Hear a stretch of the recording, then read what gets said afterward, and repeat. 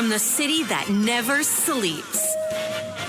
17 miles from Madison Square Garden, New York City. It's America at Night with Rich Valdez. America's favorite late-night talk program, featuring interesting guests from around the world and calls from across America.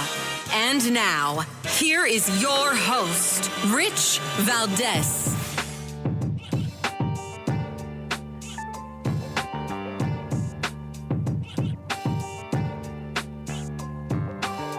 Hi there, good evening, and what's up, America? I am Rich Valdez, Valdez with an S, at Rich Valdez on all of the social media, your liberty-loving Latino amigo. Happy to be with you this Wednesday evening. If you want to join our late-night national town hall conversation, give me a call, 833-482-5337, 8334-Valdez. And, of course, one of the big stories that we saw today was Hunter Biden, who was like, I'm not going anywhere. All right, he decides to show up in Congress at the contempt of Congress hearing that they were holding for him. And then he stormed out of there. And there was a lot of interesting back and forth that went on there. And when I say interesting, I mean interesting. They asked him a lot of questions. But the one that I think broke the internet and really made its rounds was when the reporter is asking him a question, and another reporter asks him another question, and out of nowhere, the original reporter yells, "What type of crack do you like to smoke?" It was just so bizarre. It was so odd. Control room, do we have this audio? All right. So anyway, Hunter Biden, he decided to make a surprise showing at the Capitol Hill hearing today. And I'm going to get into that in a little bit. I also there was a story here that I really wanted to get to, is that now it seems Fannie Willis, who I like to call Funny Willis also met with officials in the White House after the prosecution of President Trump, in addition to her top investigator, who happened to be her boyfriend, also meeting with folks at the White House. So that's that. Now, I'm going to backtrack a little bit before we move on to good old Dr. Fauci, because there's some news on him today. I want you to hear this one clip, and I'll play it again later on tonight. So trust me, you'll get tired of hearing this clip. But just imagine you're a senator or a congressman, representative in the House, and you're doing what you do, and you're like, oh, I guess Hunter's not coming in today. Well, I guess we're going to have a contempt of Congress hearing, and yada, yada, yada. And then, oh, here I am. I'm Hunter. Where's Hunter? Hunter's here. And he shows up, and then he storms out of there. And in his storming out, the media asks him a million questions. Listen to this. I'll answer your question if you be quiet and let me make a statement, okay? What kind of crack do you normally smoke, Mr. Biden? You got the reporter that's really trying to set up a question here, and he's arguing with the other guy, and he's like, shut up, I want to ask a question. And then this guy comes and says, what type of crack do you like to smoke, Mr. Biden? Go ahead, play it again. I'll answer your question if you be quiet and let me make a statement, okay? What kind of crack do you normally smoke, Mr. Biden? What is going on in Washington? Unbelievable. Listen, I'm no fan of Joe El Baboso Biden, and I don't even know Hunter Biden. I just know what I've read about him, and that he had a laptop, and he said, I don't know. And then it turns out it was totally his. And he's like, all right, it was mine. So he doesn't seem like an incredibly trustworthy guy. But what I can say is that I don't think that was a fair question, right? What type of crack? Yeah, the type that goes in pipes, sir. I mean, how does he answer that? I think that was very, very unfair. I really do. Speaker Johnson says he's not concerned about getting ousted potentially because of this bad budget deal that he's a party to putting together. We'll see how that plays out. And Dr. Fauci, right, the Fauchster, he finally says that COVID might have been a failure, and he's admitting that the lab leak theory is credible. He also told schools to impose vaccine mandates and even praised Trump on China. Listen to this. Dr. Fauci said social distancing and the 6-foot rule was not based on scientific data. Despite efforts to silence lab leak theorists, Fauci admitted it's not a conspiracy. Fauci flip-flopped during the first 7-hour session of grilling before the House. Dr. Anthony Fauci admitted that the theory that him and Rand Paul always went at it, the lab leak theory was credible now that more light has been shed on the origins of it. So he says. Then let's see, He kept going. The roundabout here, his about face is significant because he was, one of the top guys, one of the chief architects of a 2020 paper that discounted the whole lab leak theory. Fauci's friends and former colleagues also spearheaded a paper in The Lancet, which is a medical journal, that called believers of this theory conspiracy theorists and racists. No way, no kidding, right? I mean, come on. We've seen this stuff before. Fauci, who's 83 years old, was sat in front of a House committee for two 7-hour sessions of questions. That's a lot of time to sit and answer questions, that's for sure. So let's see. Anyway, so Fauci says, yep, lab leak was likely a thing. No kidding. Unbelievable. Anyway, we've got that. We've got Alejandro Mayorkas. He's not doing great. He hasn't been doing great for a while. And looks like he's losing, or has lost, I should better say.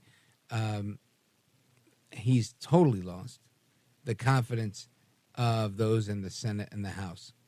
How that works out, we're about to find out shortly. And, of course, your calls are welcome if you want to join the conversation. Again, the number is 866-505-4626. That's the Jimbo Legacy line. Of course, 833-4-VALDEZ is the number for me.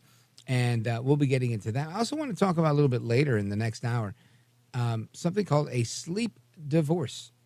I don't know if you know what that is, but we're going to hear a little bit more about what sleep divorces are and how that pans out because I think that's interesting to know. So don't move a muscle. Keep it locked right here. I am Rich Valdez. This is America at Night with Rich Valdez.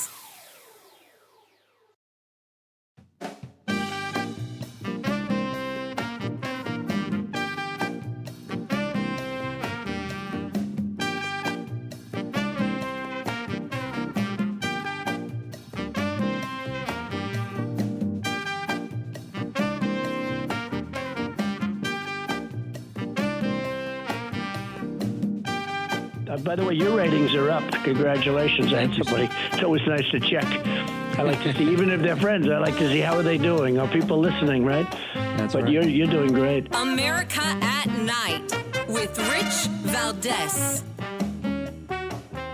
But I must join in the sadness of this day. The sadness of this day because it is not constitutionally grounded. It is not constitutionally sound. It is not going to save any lives. At all, and there is nothing that you have put forward today that evidences in any way a impeachable offense by Secretary Mayorkas, the first immigrant to serve in this position. A dislike of the president's policy is not a basis for impeachment. A basis for impeachment is corruption, abuse of power, betrayal of the nation, and that is, of course, allegations. You, as witnesses, I am sorry to say, Mr. Chairman, have borne no testimony that indicates that Secretary Mayorkas has done any of that. That's Congresswoman Sheila Jackson Lee saying Mayorkas hasn't done anything impeachable. How dare you? She sounds like Greta Thunberg, right? Flipping out here because she thinks this is just a witch hunt. The whole thing is a hoax. Just go figure, right? Imagine Alejandro Mayorkas, who's in charge of our southern border and a lot of other things. But, let's just say that was enough for him to be in charge of. And is he really in charge? Well, it's clear he's not. That's what's going on in Congress. And Senator Roger Marshall, he's been out there. He's been on the forefront of this saying that he wants to bring a no confidence resolution and did bring that no confidence resolution of Secretary Mayorkas to the Senate floor because he's been derelict in his duties. And he also says that Mayorkas has lied multiple times under oath to Congress. Now, if that's true, which I tend to think it is, then Mayorkas has conducted himself in a manner that is consistent with getting impeached. So we're going to get to the bottom of that with none other than Senator Roger Marshall, a physician and senator from the great state of Kansas. Senator, welcome. Rich, what a night. And I hope your listeners, by the way, listened to President Trump on his town hall a second ago, too. He was on fire. Oh, yeah, we got a lot tearing to it talk up about tonight, though, but boy, it's good. So let's talk about this, because I think a lot of people have been really, I don't want to say bloodthirsty, but for lack of a better word, I'll say it, have been eager to see some accountability of Secretary Mayorkas. And is it safe to say that we can start to get a little ready? We can get prepared? We can get excited to think that we're actually going to see some accountability?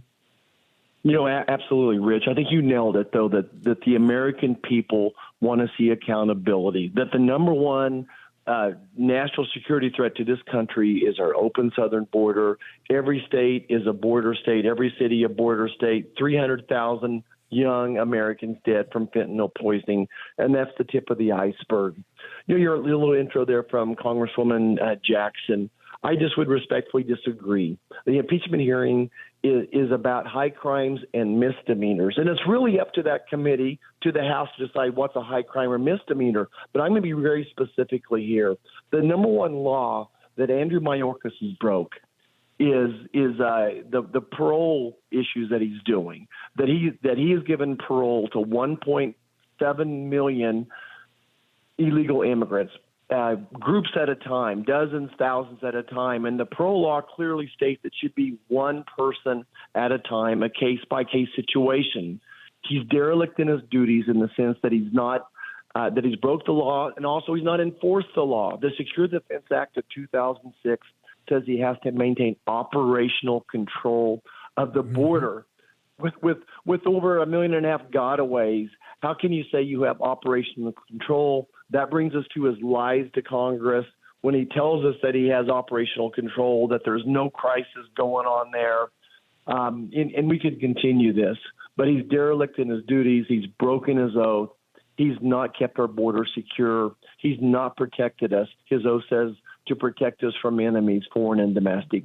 He's done none of those. That's absolutely, I think, grounds for impeachment.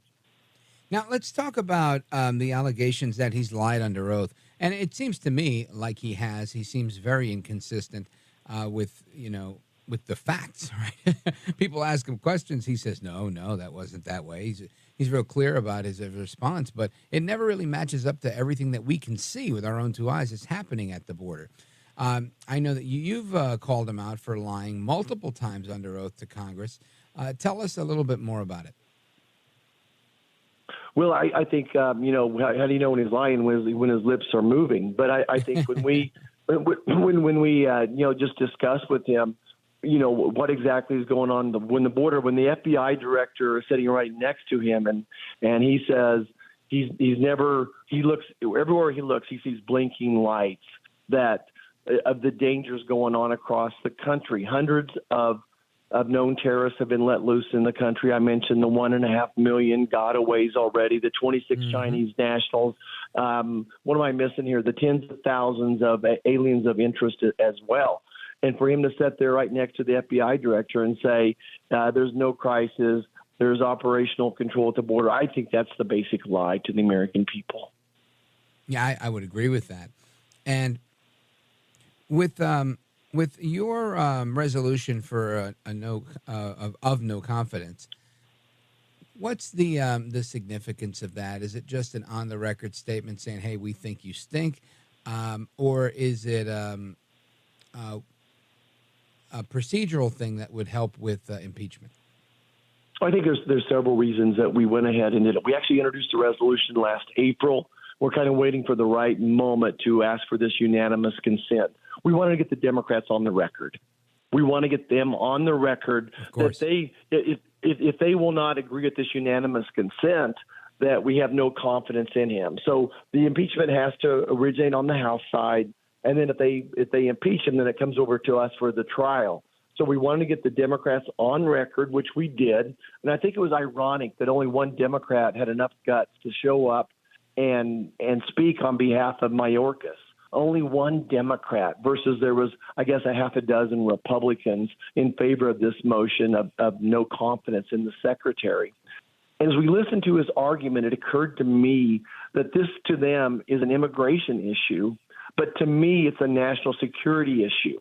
I'd love to fix a broken immigration system, but to me, what the priority is the national security issue. Number one threat to our national security right now is that open border. So I'll put the Democrats on the record. And the last thing I would say is this. Public sentiment in many ways drives an impeachment hearing. And we want that drum to be beating, just like, we appreciate you speaking about it tonight, Rich, that putting some wind beneath the wings of the Republicans over there doing this hearing. This is very important. Public sentiment is important when it comes to an impeachment hearing. Well, I can tell you, when people call this show, and we air not in all 50 states, but from one coast to the other for sure, and we get so much response from people where I would say it's probably one of the top issues that people are really hot about is immigration. And Mayorkas seems to be so. I think what's really particularly infuriating about him is that he's not just a slimy politician, or like you said, if his lips are moving, he's lying. But it's more so that he tries to deflect every time he's asked a question, makes it seem like nothing's going on, everything's okay. Sure, we have operational control. When I think everybody's not blind and they can see what's happening, and people feel like, your testimony and your actions and your job, in effect, is by every sense an insult to the intelligence of every American. Yeah, tell that to the 300,000. Yeah, tell that to the 300,000 American families who lost a loved one from fentanyl poisoning. Tell them that the border is under control. But to your first point, first of all, the border is the number one emotional issue to folks back home. This is what they talk about the most, is the border, and that they don't feel safe anymore. Look, we're numb to inflation, just absolutely numb from inflation. I know they're saying inflation is only 20%. When I go get groceries, it feels like my groceries are up 30%. You can no longer afford to buy a new home. I have kids that are young, married with kids, and they can't afford to buy a new home. The mortgage rate, the mortgage payment has literally doubled. So it is just totally infuriating to Americans to think that this border is open. Yet the number one job of the president is what? Is to keep us secure. That's what my job is up here. When I wake up in the morning, the most important thing to me is to keep your family safe and secure. And then number two, I'd like to have your family have a good shot at the American dream, a strong economy, all those other things that are important. But first and foremost, it's national security. It's keeping you safe. It's peace through strength. And that's what Joe Biden has abandoned. He doesn't give a darn about you and your family and your health. You're 100% right. Senator Roger Marshall, physician, and coming from Kansas. Senator Marshall, stand by. We're coming right back to you. We're going to continue this conversation on Mayorkas and the border. Folks, don't go anywhere. Our phone number is 833-482-5337, 833-4-VALDEZ. Coming right back with Senator Marshall.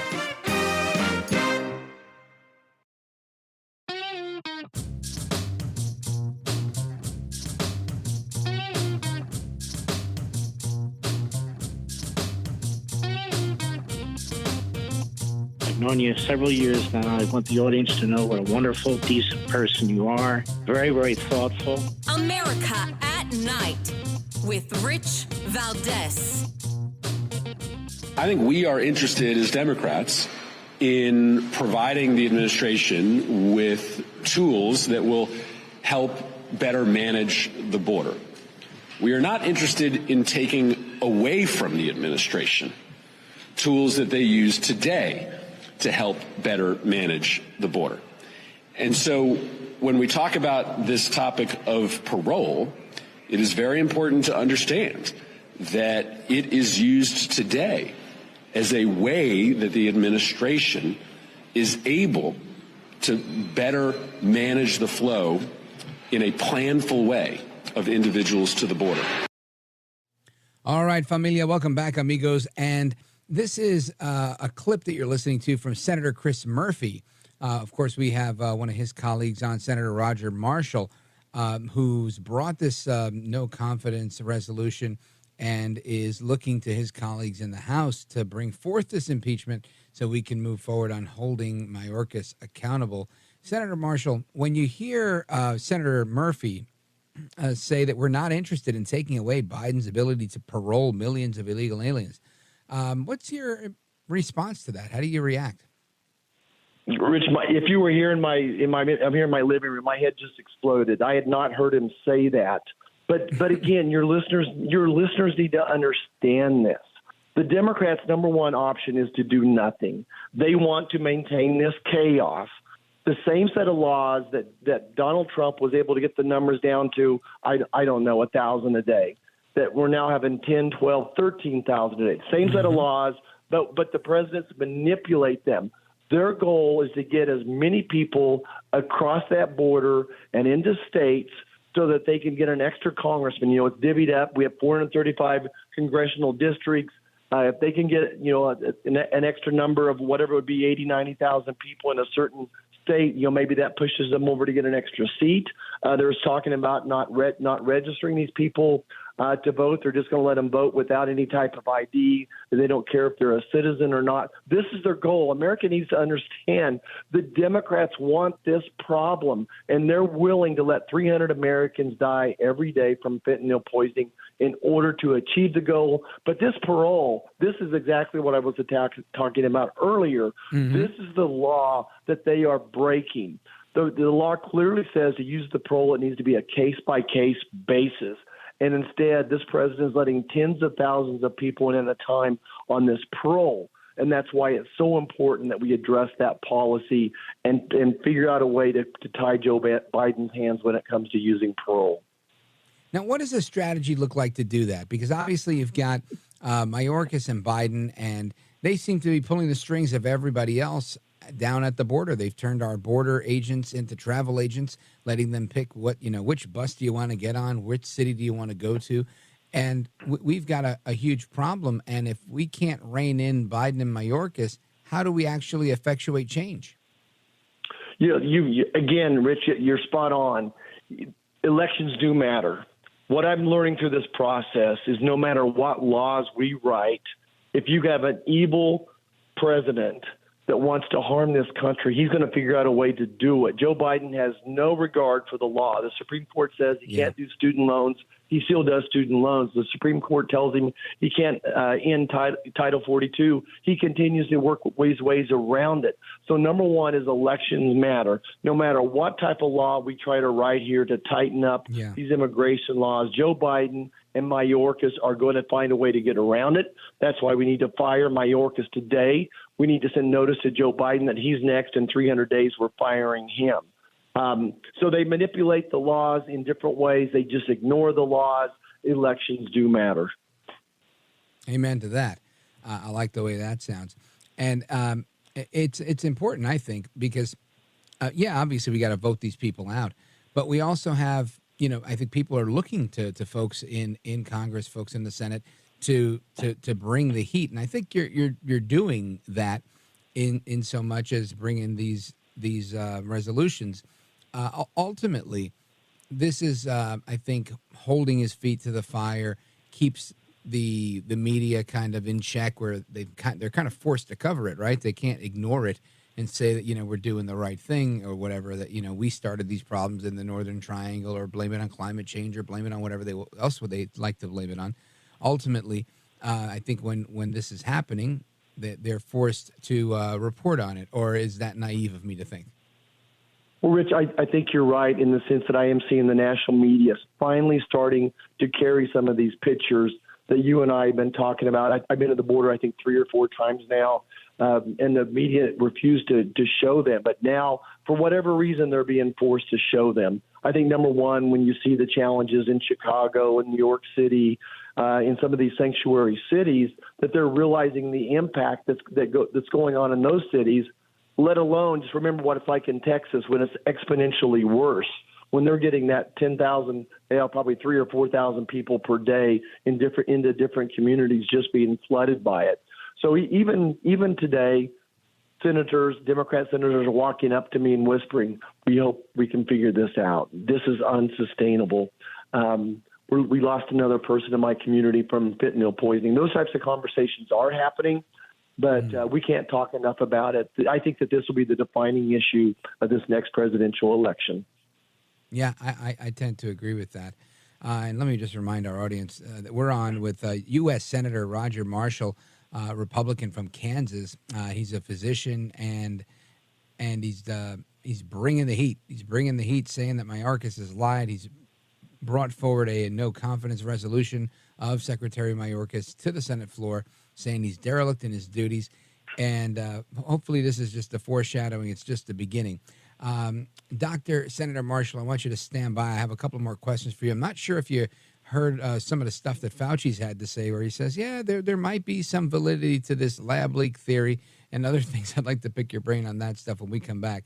Folks, you want to join the conversation, feel free, 833-482-5337, 833-4-VALDEZ. This is America at Night with Rich Valdez.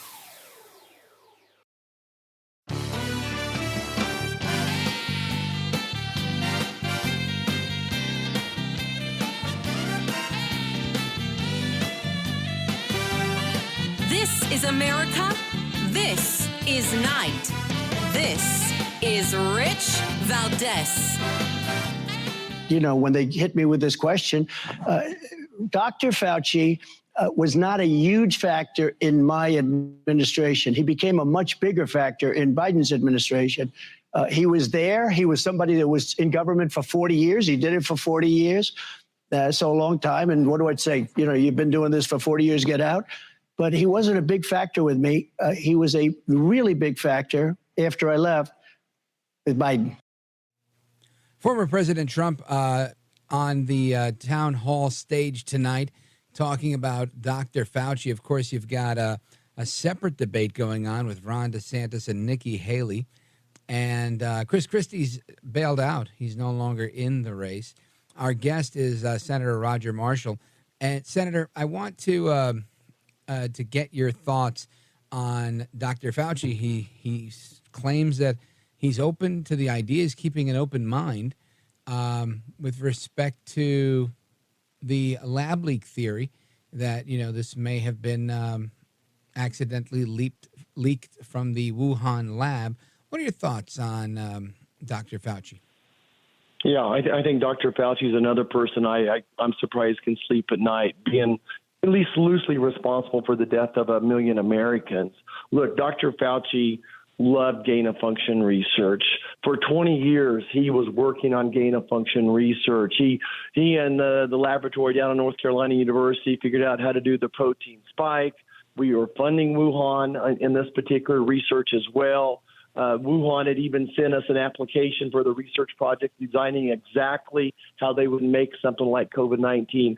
All the evidence points that this virus was made in a lab in Wuhan, China, partially funded with American dollars, and Dr. Fauci's hands all over this. I have no doubt if I had a jury in front of me, I could get a liability lawsuit against him. I'm surprised it hasn't happened already. I mean, what are the chances? What are the chances of this virus starting in Wuhan, China, probably one of 2 or 3 places in the world that was doing research on this? I mean, coincidences don't happen. It was a perfect virus. It was already adapted, a perfect protein spike that fit onto human lung cells. You know, we even grew the mice in our own laboratories in North Carolina that had this receptor, a human receptor on the lung cells. Wow. We shipped those to China and we taught them. We taught Dr. Shi how to do this protein spike and to do this gain of function. So yeah, Fauci's hands are all over this. This virus was made in a lab in Wuhan, China, and we can prove it. Outstanding. I'm sitting here thinking, and I'm thinking, how does, you know, luckily you're trying to hold Mayorkas accountable, but how does anybody hold Fauci accountable? He says what he wants, he does what he wants, then he retires and he's out the door. Yeah, it's a tough one. He's one of the toughest people we've ever had as a witness. The problem, though, the way we do these hearings is I get 5 minutes with him. Rand Paul gets 5 minutes with him. And, this is pretty heady stuff. He and Rand and I are both doctors. Bill Cassidy, Dr. Cassidy does a good job with it as well. But everyone else is off on some type of social ventures. So it's tough as nails to hold him accountable. People could go to our website, marshall.senate.gov. We have a videotape that we made, a kind of a YouTube film describing the history of COVID. I was the first person in Congress, January of 2020, talking about that this was going to be a problem. But it's tough to hold him accountable at this point in time. It would take some type of a COVID commission, like a 911 style COVID commission. And by the way, I worked on that across the aisle and got it passed out of committee as well, but we didn't get the House to ever take it up. So it's a tough one. Yeah. Now, before we part ways tonight, Senator, I wanted to get your take on what you see happening with politics moving forward. We've got President Biden, who is the presumptive nominee for the Democrats. He doesn't seem to be campaigning much, and I understand he thinks he has some incumbency protection, but he's not even on the ballot in certain states. To me, as an observer of politics for a couple of decades, I tend to think this guy's not taking this run seriously, and he's not going to be the guy. Am I alone in that thinking? Do you agree with me? What are your thoughts? On whether Joe Biden's going to be the nominee or not? Yeah. Gosh. So I'm not a politician. I truly am a physician. I think anything could happen. Sure. I could sure see something happening to his health suddenly, and he's unable to move forward. A whole lot of things could happen. All I can tell you is elections do matter. What I do know is if Donald Trump is elected, we're going to have a secure border. We're going to have a strong military. We're going to have adequate energy. We're going to drill, baby, drill. That we're going to bring down inflation. We're going to stabilize the economy. We're going to roll back regulations. That's what I know. I can't control what the Democrats are going to do, but we have to get Donald Trump across the finish line. People need to get out and vote. If they want to vote early, it's okay. We're going to have to get out there and, chase some ballots legally, do it the legal way. We've got to get Donald Trump across the finish line. It's just that simple. Outstanding, Senator.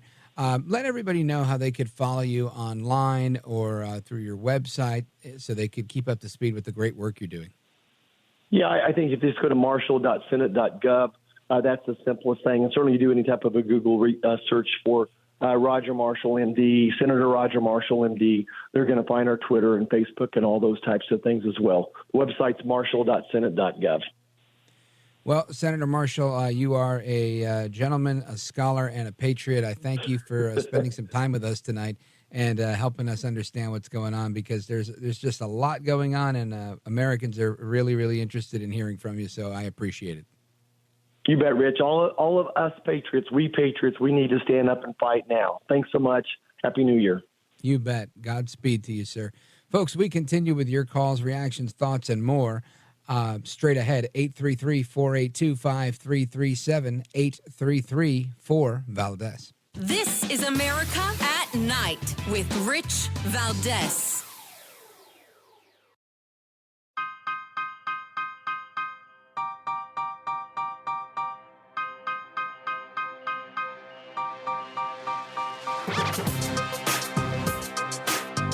America at Night with Rich Valdez. All right, America, welcome back. Again, our phone number, 833-482-5337. Let's hit the phones.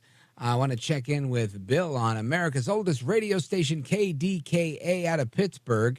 Bill, go right ahead. You're on with Rich Valdez. Welcome back. Hi, Rich. You're right. This is the oldest, and we are feeling it. I mean, we are gray-haired, hair's falling out, KDKA. But anyways, I talked to your. I was talking to your screener, and I couldn't remember the names of the couple, but it was back during World War II when the Rosenbergs were found guilty of treason and collateral or I think it was espionage, right? Collaborating with the enemy, Julius and Ethel Rosenberg. And you're right. That was a big deal, and they were sentenced to death. Yes. Well, why do we? Okay, I know they're talking impeachment with Mayorkas, Biden, and all this, which I think all of us with a bit of a brain all know that they have collaborated in a way with these treasonous acts that they have done. I can't understand why we can't go beyond Congress and why these people can't be judged in a court and found guilty. Termination. Yeah, well, I love your passion, and I can tell you this. Part of the problem is treason is very, very specifically written, the rules for that, and it's designed so that you can't throw it around very flippantly and get mad at somebody. Oh, you're a treasonist, and just lob this at them. It consists of aiding and abetting the enemy, in particular at a time when the United States or a territory that the United States is at war with. That's part of it. I think the other part of it is that there's an unwillingness, I think, amongst those in government to really hold people accountable for anything. It's something we were talking about earlier with Senator Marshall, is that there's a lot of retail theft. There's a lot of people that are just seeing things dissipate in society, and things are getting worse and worse, and they're just kind of like, oh yeah, here we are.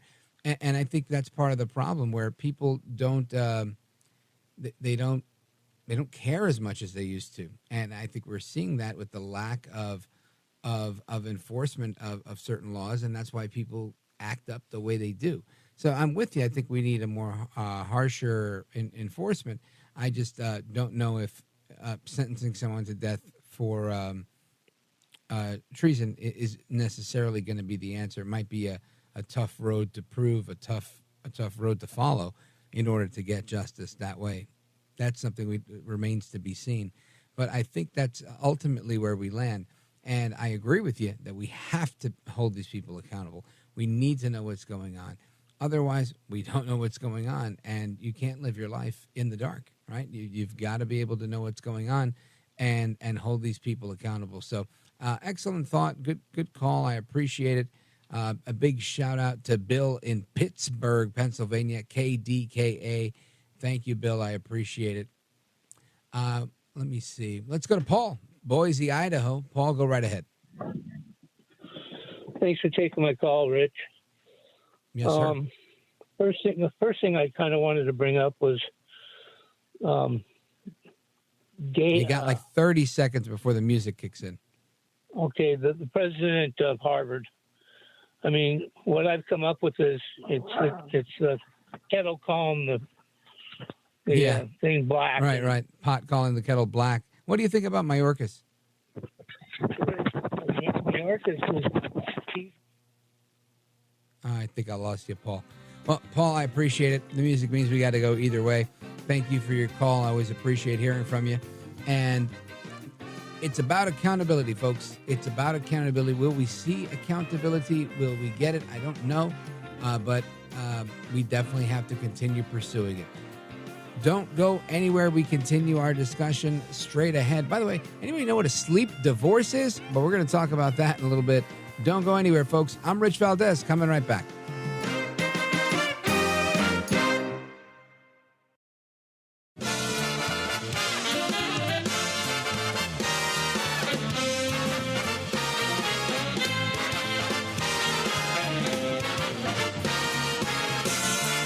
Live from the city that never sleeps. 17 miles from Madison Square Garden, New York City. It's America at Night with Rich Valdez, America's favorite late night talk program, featuring interesting guests from around the world and calls from across America. And now, here is your host, Rich Valdez.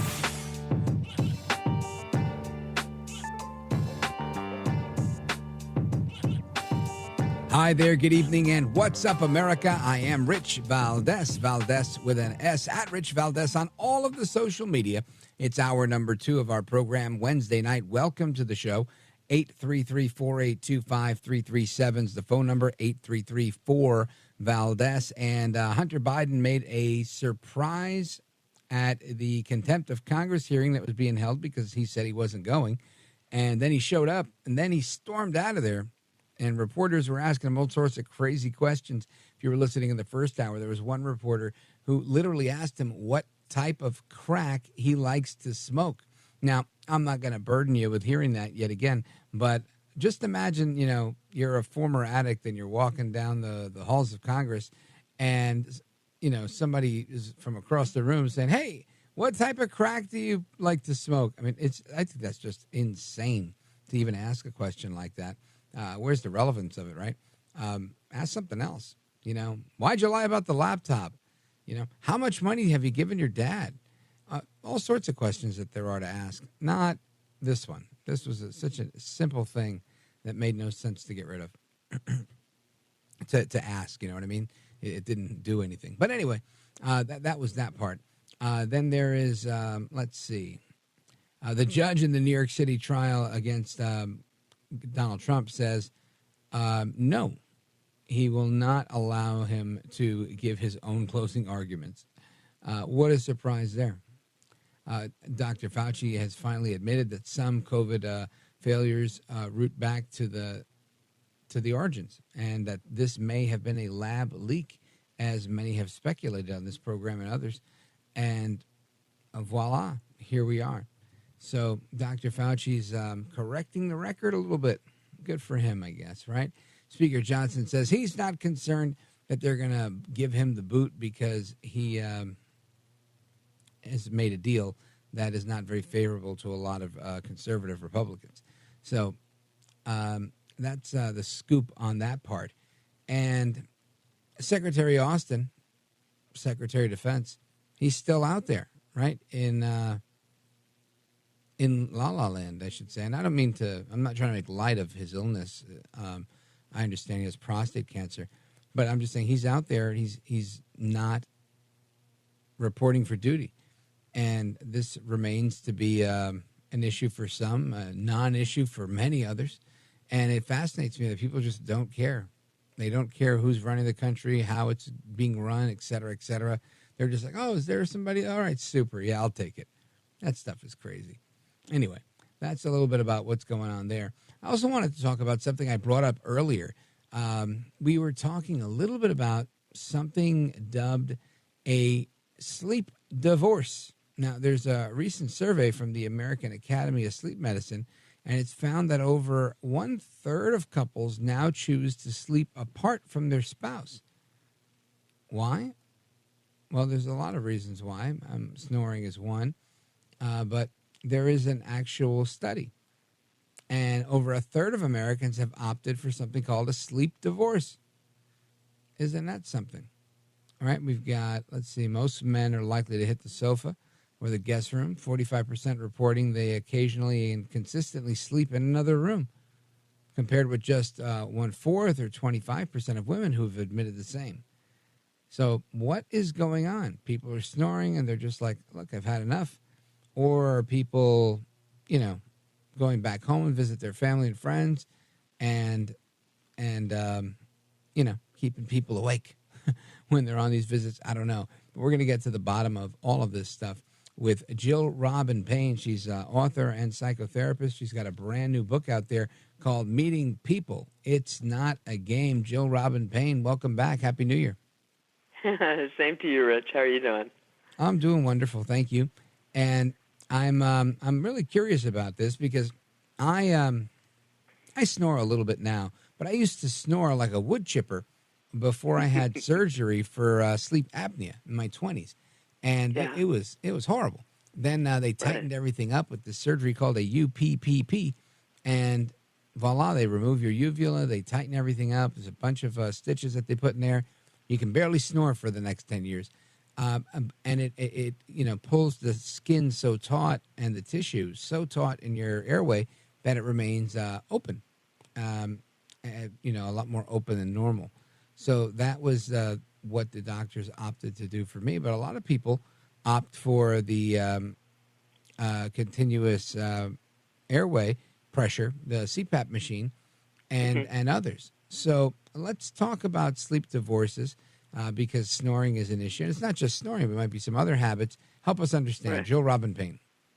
Well, one, it's easier just to talk to your spouse and say, hey, let's sleep separately. When you have something like snoring, that is something to look into, or restless leg syndrome. These are, medical conditions. I highly recommend that people look into that, because when you do have sleep apnea, a lot of times you stop breathing. And so that causes, it can cause a lot of problems, high blood pressure and so forth, as you know. And so that's what I recommend. But what people are doing, and it got during COVID is when this really started to get trendy, because people were with each other 24/7. And so by the time bedtime came, it was just sort of nice to take a break from each other. So that's another reason this started to ramp up. And just like you said, there's a lot of reasons. People are pregnant, having kids, they're being with the kids. A lot of the guys do fall asleep. Even my husband, he'll fall asleep in the chair. I do not know how you all do that, but he'll just fall asleep in the chair, and then I'll wake him up and ask him to come to bed. So this is why people are doing it, and it does work. It depends on how you do it. So if there's other things going on in the marriage and there's a disconnect and you're all not getting along, I don't recommend sleep divorce. And it's a funny word, right? Because you hear divorce and what do you think of? Yeah. Separation.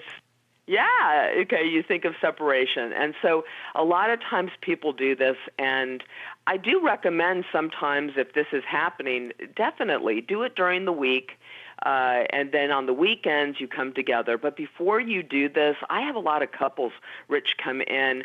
And because a lot of people today, both people are working, okay? Both partners are working and raising kids.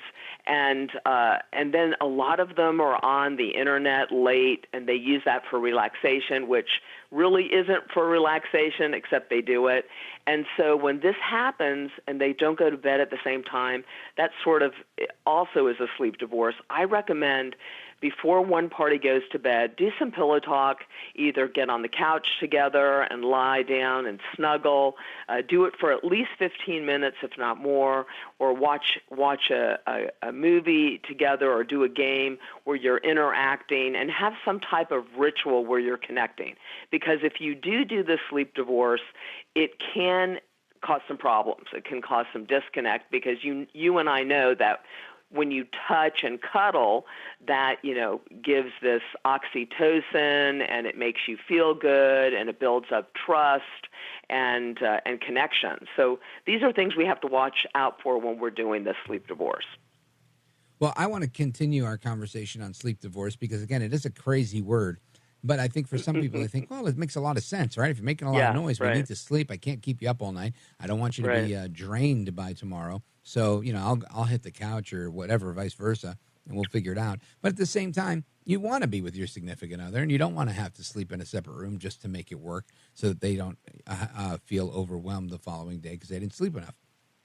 So we've got to get to the bottom of that as well. Folks, we're on with Jill Robin Payne, psychotherapist and author of Meeting People. It's Not a Game. And we're going to talk about that as well. Plus your calls on this topic, 833-4825-337, 833-4-VALDEZ. This is America at Night with Rich Valdez. Call now, 833-4-VALDEZ. That's 833-482-5337. 833-4-VALDEZ. That's Valdez with an S.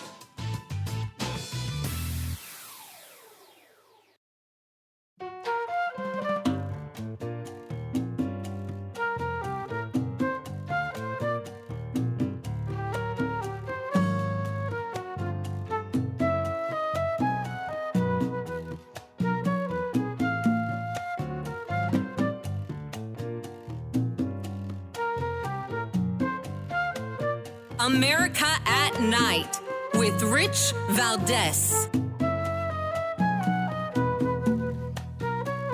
So we know that poor sleep can worsen your mood, and those who are sleep deprived are more likely to argue with their partners.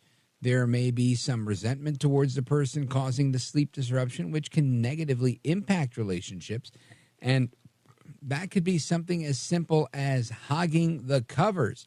So I want to get back with Jill Robin Payne, psychotherapist and author of Meeting People, It's Not a Game. And Jill Robin Payne, we have a call from Sue in Schwenksville, Pennsylvania on WXVE.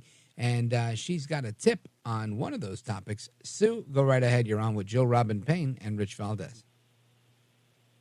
Well, first, a little humor. I think one reason that people might want to sleep in separate beds is garlic breath. But other than that, been hearing. I don't mind snoring at all. I think that's I kind of like it. But I've heard a lot about the Scandinavian sleep method. And as it turns out, your call screener shared with me that he and his wife do the Scandinavian sleep method, and that's where people stay in the same bed, but they have different sets of covers. What does your guest have to offer us on that topic? Wow, I've never heard of such a thing. Yeah, that's awesome. Matter of fact, I have what is called a sleep number bed, and we do that. It's separate beds, but they're together. So that is even called sleep divorce if you have two beds in the same room. And I highly recommend things like what she is saying. Thanks, Sue. That's good advice.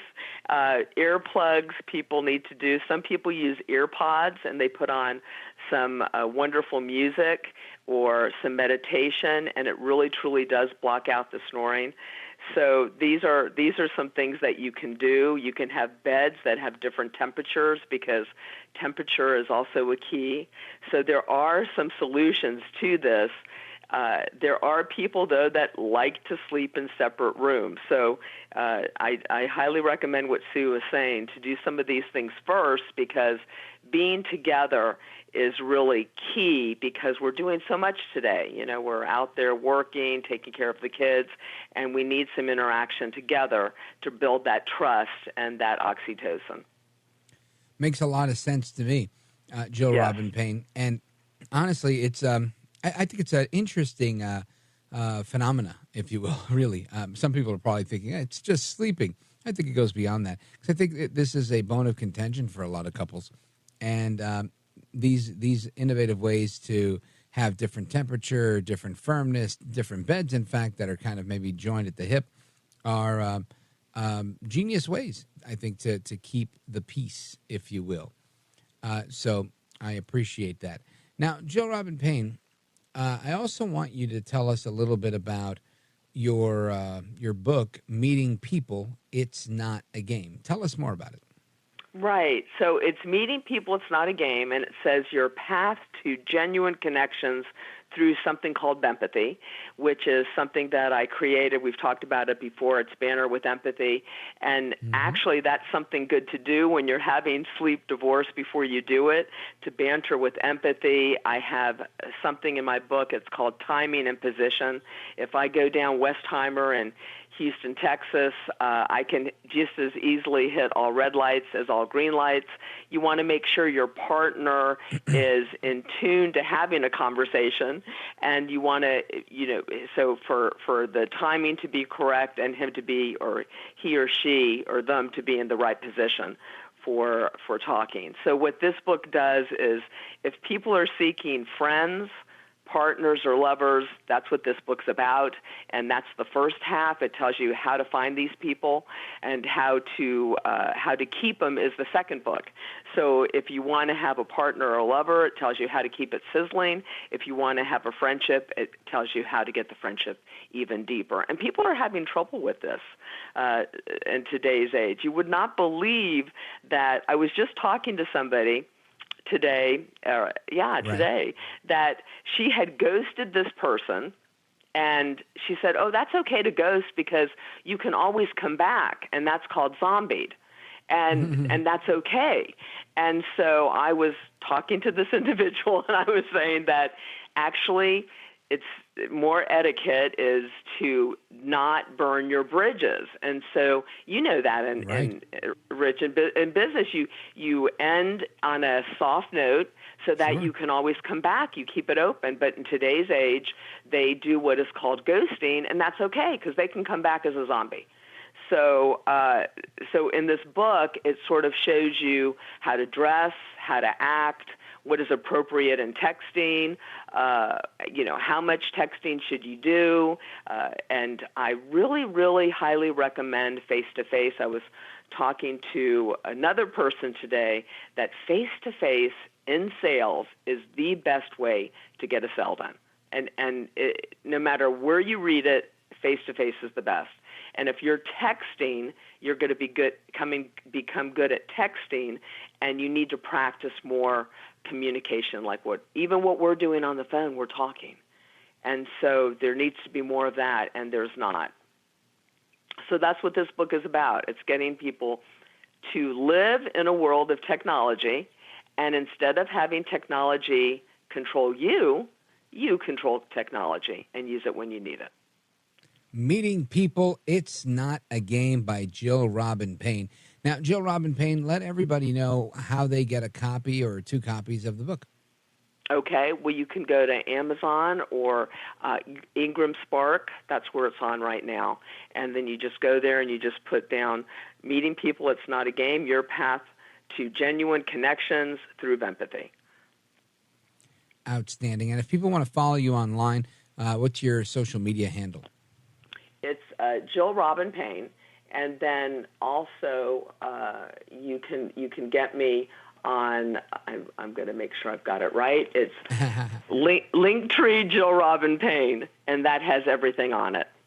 That's got all the links. Mm-hmm. But my website is jillrobinpayne.com. You can go there, email me, and I will respond to you.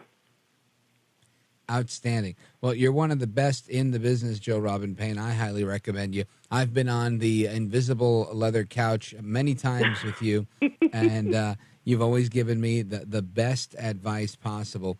And I think ultimately, right, humanity, in all of ourselves here, we tend to be very complex and very fragile, but we're also very simplistic in many ways. And while somebody could come to you with crisis, like, oh, you don't understand it, and you're kind of like, no, I do. You have the exact same problems that everybody else at council has, right? Just different actors, different people playing those roles. And ultimately, I think people go through so much similar issues, and you've got your work cut out for you to help people, get through those things. So Godspeed to you, Jill Robin Payne. Thank you for everything tonight. Thanks, Rich. You bet.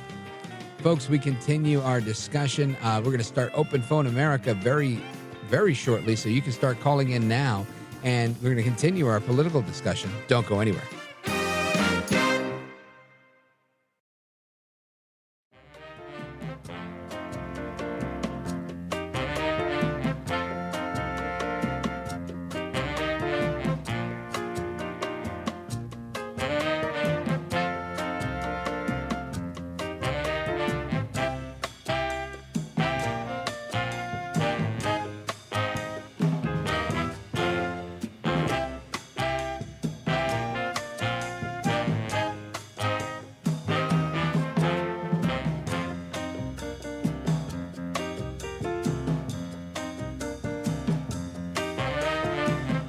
America at Night with Rich Valdez.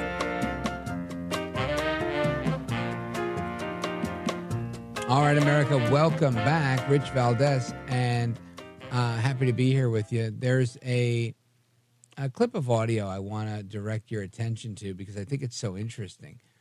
And it's Hunter Biden, right? As you know, Hunter Biden did a surprise special visit to Congress today where he was, the man of the hour. He was going to get held in contempt of Congress. He decided to show up, did what he had to do. Then he's out of there, and he storms out of there. And it's like, now it's all hell breaking loose. Everybody wants to ask Hunter a question. And it's very, very funny to see how it unfolds. But very, very interesting. He's having a conversation with a reporter. Her name let me see where to go. Hillary Vaughn, and she asked a very specific question, and you have to listen to the response because it makes all the sense in the world why he's, very hard to find. Listen to this. Why did you put your dad on speakerphone with your business partners if he had no involvement in your business? Do you have a dad? Did he call you? Yes. Did he answer the phone? Yes. Okay. But why did you need to talk to him during business meetings if he had nothing to do with your business? Well, you're dangerous. You're very dangerous. So this is a great, such a good clip, right? Again, do you have a dad? Does he call you? Does he answer the phone? And she says, yes, but why did you need to talk to him during business meetings if he had nothing to do with your business? And Hunter's dumbfounded response is, you're dangerous. You're very dangerous. So she's dangerous because she's asking very clear questions of somebody that was in Capitol Hill and asked to answer questions. That sounds fair to me. But that's not what happened here, right? There was no viewing of anything fair. This was an out-and-out assault on the truth. And this is where we've landed. I think this is so interesting to me. Now, in contrast, they did similar to Trump, right? He's saying that this reporter is dangerous for asking a legitimate question. But when it was time to spy on Trump and use all sorts of tactics against him, nobody was really complaining about it. They're just, everybody kind of accepts it when it happens to Trump. Anyway, he brought it up in tonight's town hall, how the justice system has been weaponized against him. Listen to this. Well, first of all, a lot of people would say that that's not so bad. Look what they did. Russia hoax, the FBI Twitter hoax, the 51 intelligence agents hoax, all of these different hoaxes that they did. I mean, a lot of people would say that's probably quite normal. I'm not going to have time for retribution. We're going to make this country so successful again. I'm not going to have time for retribution. Fascinating comments, right? And I love that. He's now on the record saying he doesn't have time for retribution because a lot of people are saying, if you elect Trump, first thing he's going to do is he's going to lock up his political enemies. That's what he's going to do. It's going to be 4 years wasted. We're not going to be able to see anything happen. I disagree. I think he sounds very sharp. He sounds like he's on top of his game. And that's a good thing. Straight ahead, I want to get into who's still in the race, who are we rooting for, who's Hillary gonna endorse, who's she gonna be with? Is she gonna be with Biden? What's going on there, right? Does she jump in? Does Michelle Obama jump in? There's a lot of questions around that. It's still early in the game. One thing I know for sure is she'll likely, I'm talking about Hillary Clinton now, just because she was in the news talking with somebody, I forget who, I just saw an article. But there's a lot of emphasis on her. There's a lot of emphasis on Michelle Obama. And I think ultimately none of them matter, right? The ones that matter are the ones that are actually in the race. So we'll discuss a little bit of that straight ahead. Plus your calls, 833-482-5337, 833-4-VALDEZ. This is America at Night with Rich Valdez. Call now, 833-4-VALDEZ. That's 833-482-5337. 833-4-VALDEZ. That's Valdez with an S.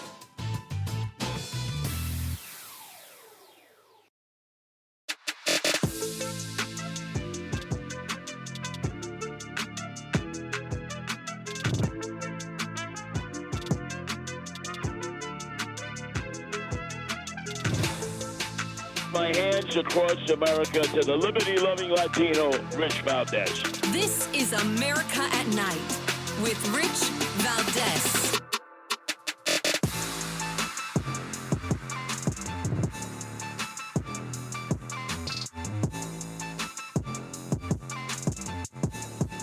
All right, America, welcome back. Rich Valdez.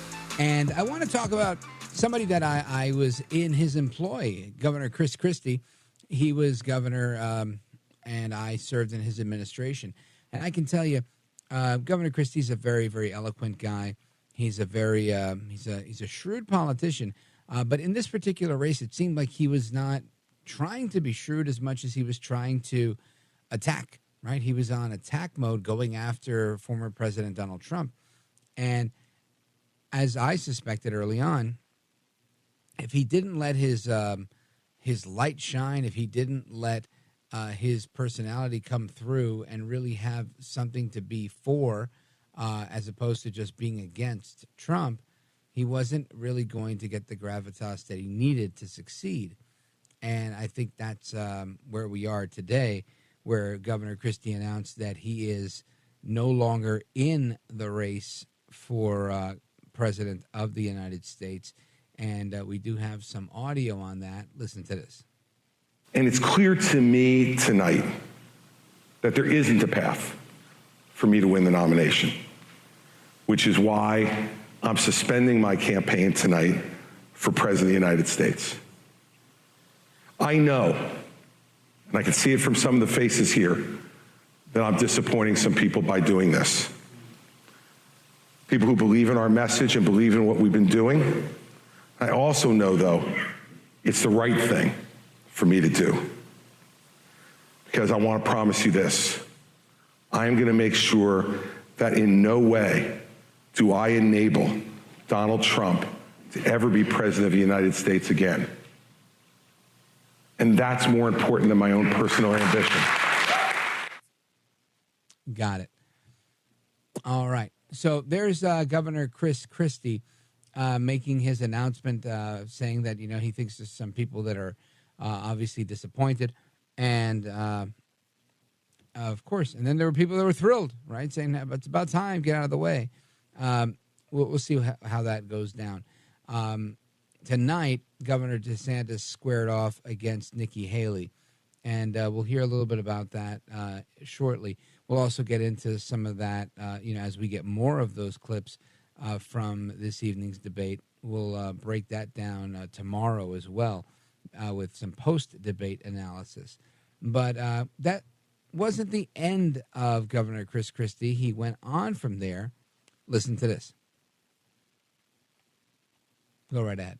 If you put him back behind the desk in the Oval Office and a choice comes and a decision is needed to be made as to whether he puts himself first or he puts you first, how much more evidence do you need that he will pick himself?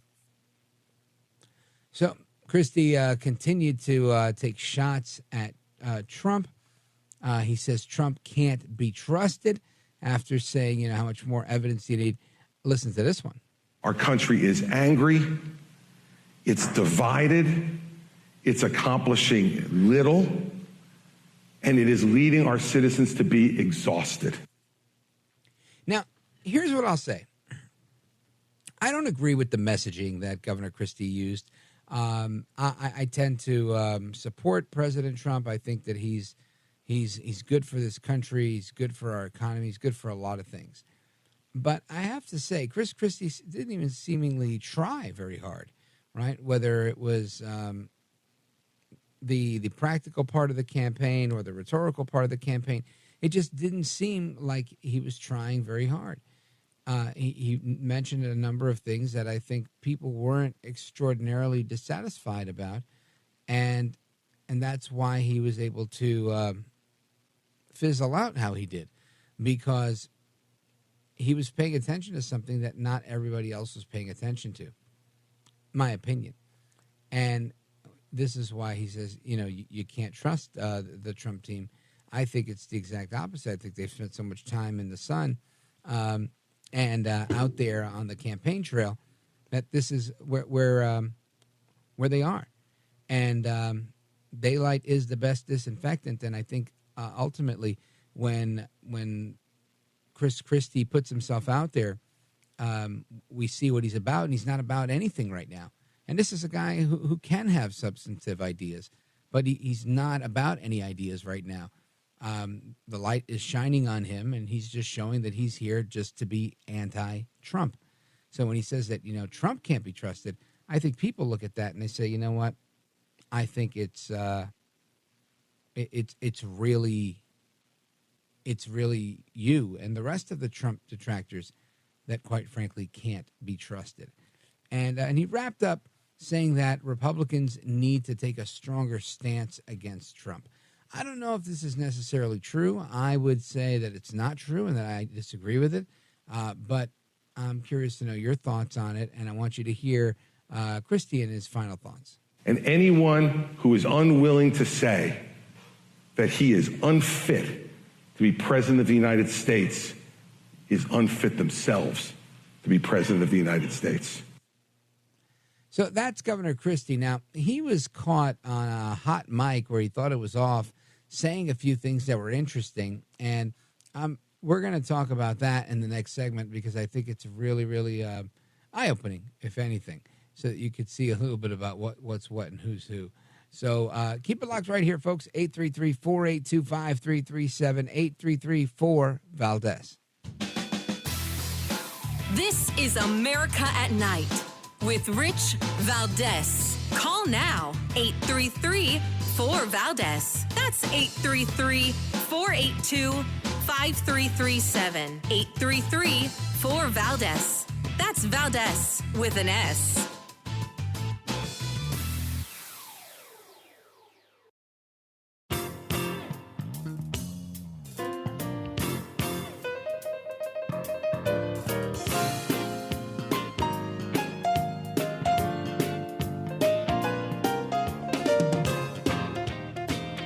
This is America at Night with Rich Valdez.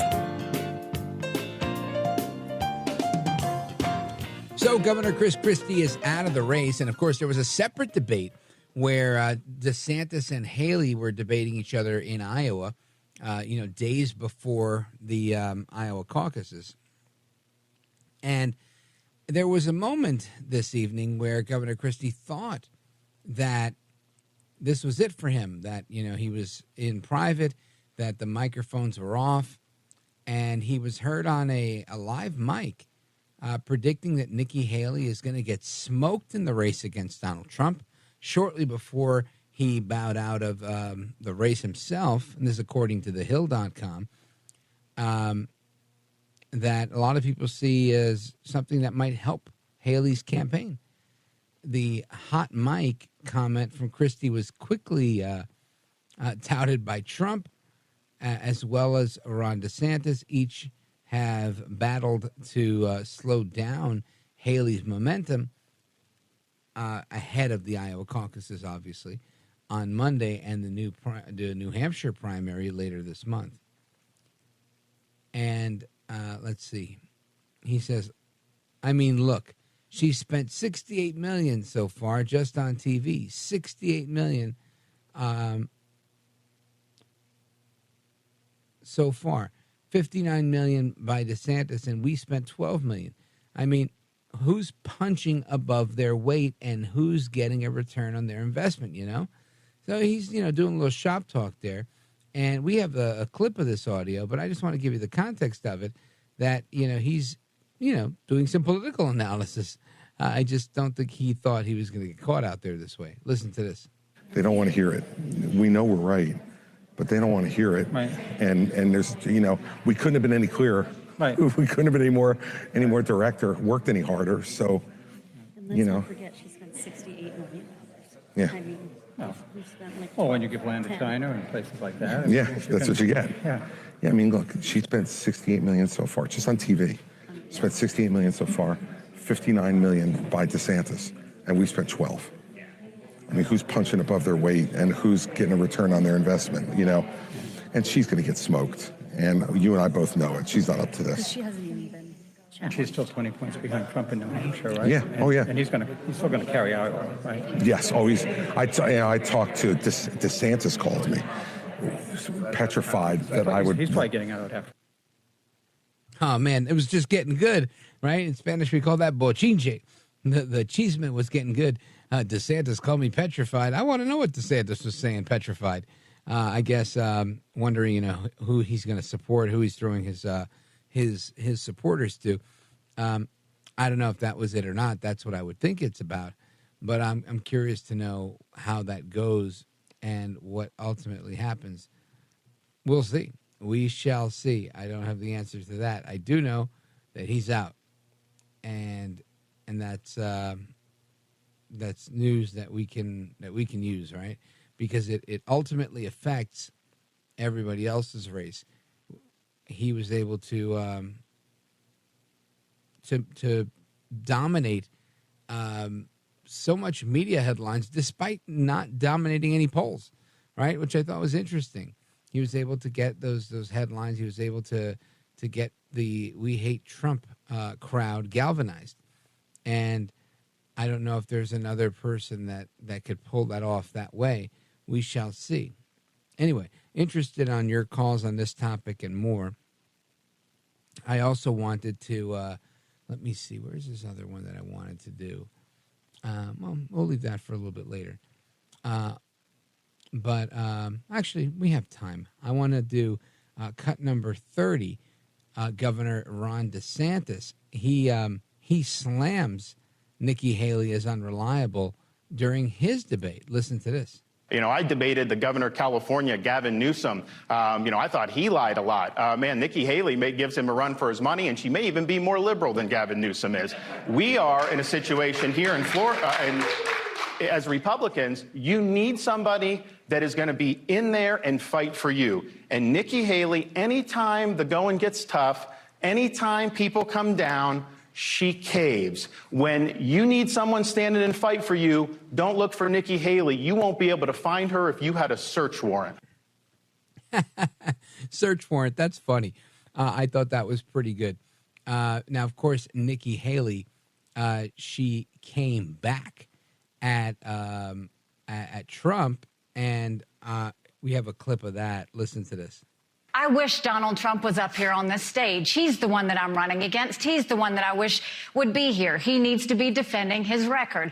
Right now, he's not defending the fact that he allowed us to have $8 trillion in debt over 4 years that our kids are never going to forgive us for. The fact that he didn't deal with China when it came to stealing intellectual property. The fact that they gave us COVID. The fact that they've gone and continued to put up Chinese police stations and continue to threaten our military. He didn't do enough to make sure that we were really standing with our friends and doing some other things. What we need is a leader that's not looking at 4 years and 8 years. We need a president that's looking at 20 and 30 years, because I want my kids to have a good future. I want them to have one without debt, one where they can read, one with secure borders, one where we have law and order, and one where America is strong. Amen to that. Listen, I think so many of us agree with what she's saying. I think the problem is a lot of people don't believe what she's saying. And I don't think that blaming Trump is really going to be the answer. There's too many people out there that are very fond of Trump and his policies. So good luck, Nikki Haley. Good luck, Governor DeSantis. And folks, Open Phone America starts right now. Give us a call, 833-482-5337, 833-4-VALDEZ.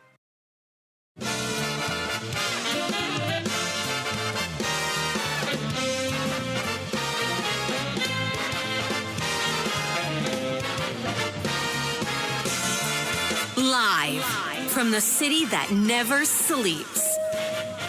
17 miles from Madison Square Garden, New York City. It's America at Night with Rich Valdez, America's favorite late night talk program, featuring interesting guests from around the world and calls from across America. And now, here is your host, Rich Valdez. Hi there, good evening, and what's up, America? I am Rich Valdez, Valdez with an S, at Rich Valdez on all of the social media. It's hour number 3 of the program, and Wednesday night, happy to be with you. If you want to join this portion of the conversation, feel free. 833-482-5337 is the phone number, 833-4-VALDEZ. And it's plenty to discuss, right? We've got Hunter Biden causing chaos after showing up to his own contempt of Congress hearing. Governor Chris Christie has dropped out of the 2024 Republican race for president. A judge has said nope to Trump, saying, look, all right, maybe I said I'd let you do it, but not at all. Just to be clear, we're not letting you do that. No making your own closing arguments. Let's see what else we've got. The Ohio House of Representatives overrode the governor's veto of that transgender bill that we talked about a little bit earlier in the week. So there's that. And let's see. Speaker Johnson's treading on very thin ice over here with some Democrats supportive of the measure that he's putting forward. That's not a good look. While, of course, we want bipartisanship, I think it's safe to say things that are this contentious likely are not going to be resolved by a simple solution. It's going to take a little bit more than that. And let's see here. There's a few other ones here. I don't want to convolute everything by mentioning everything that's out there. Lloyd Austin's still not at work. Secretary Austin still MIA. I think 3 or 4 people know what's going on, and everybody else is like, where is this guy? And who knew, right? Nobody was looking for him anyway. Anyway, I want to get into a little bit of audio because there was a few things that I wanted to discuss. Also wanted to, of course, invite you guys to call 833-482-5337. Before I broach the next topic, I guess we should stick on what we've been discussing so far. Let's go to John in Fond du Lac, Wisconsin, KFIZ. Go right ahead, John. You're on with Rich Valdez. Welcome. Rich, nice talking to you. I listen to your show religiously every evening at work, and it helps me get through the night. Oh, thank you. That's very kind of you. I appreciate that. Yeah. Say, I just had a comment on Chris Christie. Sure. The other morning, I was kind of flipping through the channels and saw him, speaking at a table, and here it was The View with all the ladies. And he was doing, of course, nothing but bashing Trump. And the ladies were just getting more and more excited the more he talked. And they were just, fighting. Well, you know what, John, for the sake of the audience, I want to play that clip so that everybody knows exactly what you're talking about and we have all the context. Listen to this. I mean, you've seen what the lengths that the people have gone through to make sure his feet don't touch the ground. Do you think that letting him get away with being an insurrectionist is the right way for us to let the country know what are we going to do the next time we get another one? I think they should try him and convict him in Washington, D.C. and send him to jail for it. And I think that's the way to do it. Yeah, all right. Jefferson Davis wasn't convicted. Break the law, though? Did he do what he's being accused of? I think he's going to be convicted of it. No, that's not my question. She's talking about the 14th, Section 3 of the 14th Amendment. I know what she's talking about, but Jefferson Davis wasn't convicted, but I understand, he but wasn't allowed to hold office. But he never tried to again, okay? So we never tested that, Sonny, right? It was never tested because Jefferson Davis, if you can imagine saying this, the president of the Confederacy had some class and decided never to run for office in the United States again. That's the point, right? Look, this has never been tested. The point is the Constitution, and there is a Constitution, and there's precedent, and he needs to be taken out by the Constitution. I understand. The law applies to him like it applies to every single person. It absolutely should. Yeah, I'm here. I thought there was still some audio to come. Chris Christie going back and forth, John, as you pointed out, with the ladies from The View, beating up on Trump. Only today to pull out. What was your reaction to that, John? Well, it just made me wonder if he's got some kind of a hidden agenda here, and is he going to try to run as an independent, or try to pull some of that Democratic vote, or I don't know. That's kind of why I was calling. I was wondering what your reaction was to it. Sure. Well, I'll tell you what I think. I think it's been what I think all along. My opinion of Governor Christie, again, is that he is a skilled politician. He's a very good rhetorician. He can really do what he has to do, but I feel like he didn't bring that fight that to this fight. He didn't. He had one goal here, to beat on Trump, just to beat him up, to just constantly dump on him. And that's what he was doing in that clip, and that's what he did even in getting out of the race. He was saying, you can't be trusted. Trump can't be trusted. He continued to beat up on Trump, whereas I think other people are pulling out, and they're like, oh, it's not the right time. I don't think I have the votes, blah, blah, blah. I wish everybody good luck. It wasn't like that, right? It was, we've got to stop this guy. He can't be trusted. And I think ultimately that is the problem. His goal here was simply that. It was to just dump on Trump and keep Trump at bay, to maybe diminish any leads that he could make in the polls and stop any gains. And I don't think he was successful in that, because as much as he beat up President Trump, I think people were listening to that going, yeah, but really it's the economy, right? And it's the economy. It was the no new wars. It was a lot of things that people liked about the Trump administration. And now when they're faced with the prospect of a future that is not even remotely close to the type of situation we had when Trump was in office, I think people are just like, yeah, I'm good. I'm not interested. And I think that's where we are. So that's my my take on it, John. Yeah. It just, there's just so much division out there, and I agree. This isn't helping.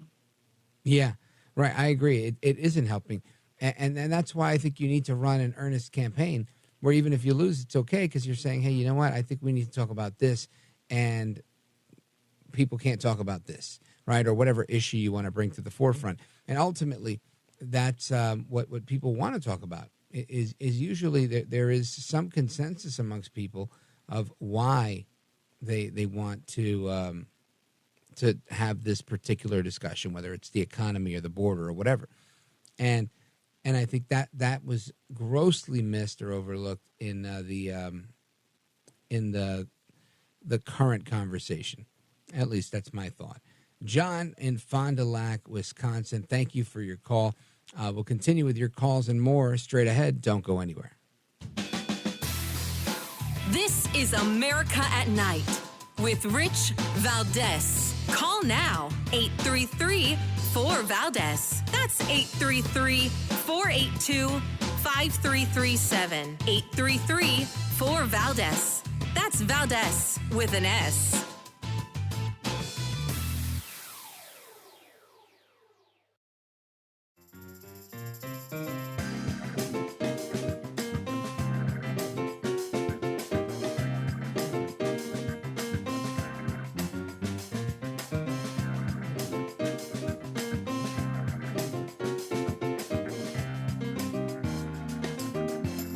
No hair, no care, and live on the air. It's Rich Valdez.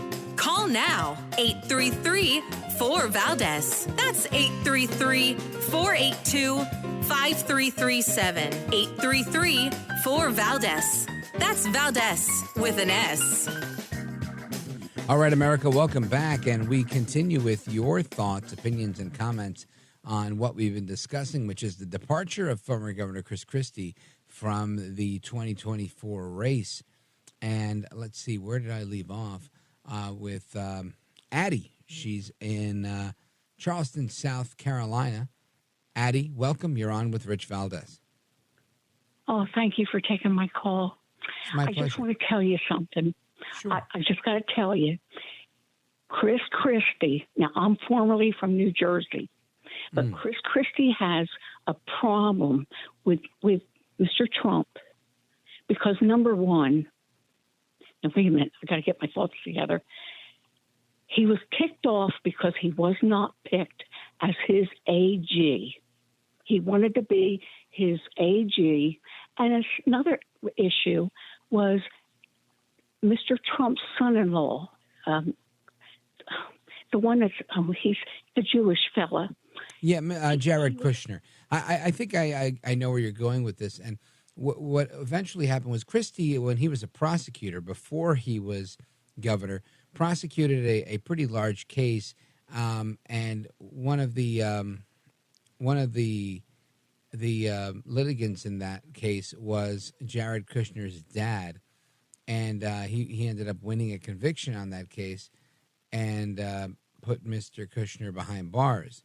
So when Christie was serving as Trump's head of transition, there was a shakeup there, likely many suspect from Kushner himself, saying, no, we're not going to have this guy leading your transition team. And since then, there's been this bad blood between, each party there. It makes sense to me. I don't have any confirmation that that's actually the case of what happened, but makes a lot of sense as to why they might resent each other. And that part I get. The other part, I just don't get why put so much pressure on this. I don't know. I honestly don't have the answer to that, Addie. But you know what? I followed this right from the beginning. And being from New Jersey, which I kind of disliked Christie because he walked the beach with Obama. I mean, the whole issue with him has been terrible. So that's my opinion, sir. And I love your show. Oh, well, thank you, Addie. I appreciate it. You can call anytime. I encourage you to call as often as you like. And I agree with you. I think that there's definitely some bad blood there. I just don't know if that's enough to I'm mad at Jared Kushner, so I'm going to run against you for president. I think that just had to do with, Chris Christie wanted to become president. That's not happening. He spent over a year, maybe 2 years, since the revamping of this process, and voila, he comes out with this new and improved version of himself. That's not so improved, and he's just an attack dog against Trump. And I think